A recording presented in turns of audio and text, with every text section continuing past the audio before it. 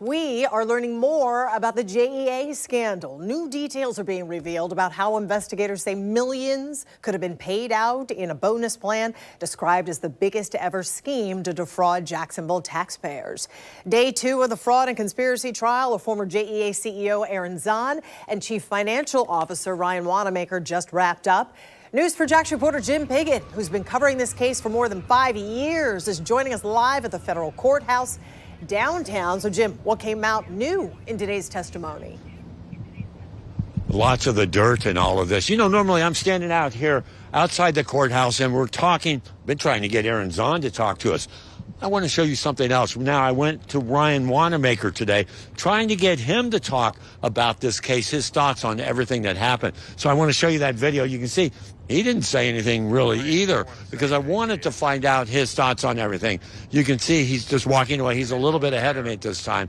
Hopefully we're going to hear from him or get some information from him. But as I had mentioned, we're getting more information. They're really digging down to how all of this came out in this case here. And here's what happened today. Again, Aaron Zahn didn't say anything as he headed into federal court this morning. The majority of the morning, we heard from former JEA CEO Paul McElroy, who had that job before Zahn took over as head of JEA. And McElroy was named interim CEO in April of 2020, not long after Zahn was fired. McElroy was first called to the stand Wednesday afternoon and continued his testimony today. He was questioned by both sides. McElroy was asked how he felt about Zahn being appointed interim CEO when he was forced out. He told the court he was surprised by the decision and was also disappointed. After his testimony today, I was able to talk to McElroy outside of the courtroom to get his thoughts on being forced out and the trial itself. How do you think things went? Well, Jim, I openly testified. I told the truth as best I could recall. It was a pleasure to talk about JEA again. The employees of JEA, passionate about them, send them my love.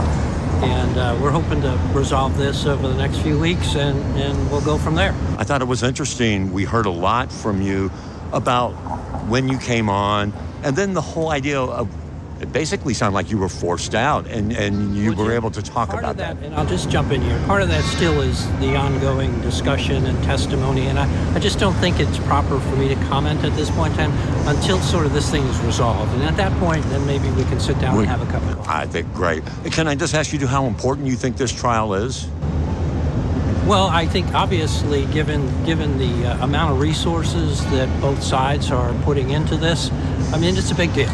Later, we heard from an attorney from New York who talked about the proposed bonus plan, and she said she let individuals, including Ryan Wanamaker, know that there could be problems with the plan under Florida law.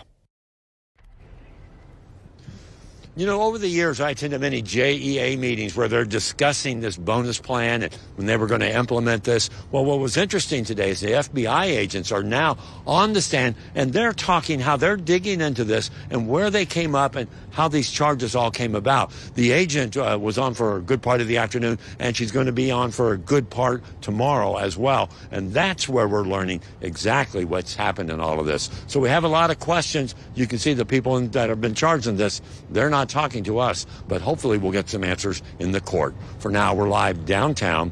Jim Piggott, Channel 4, the local station.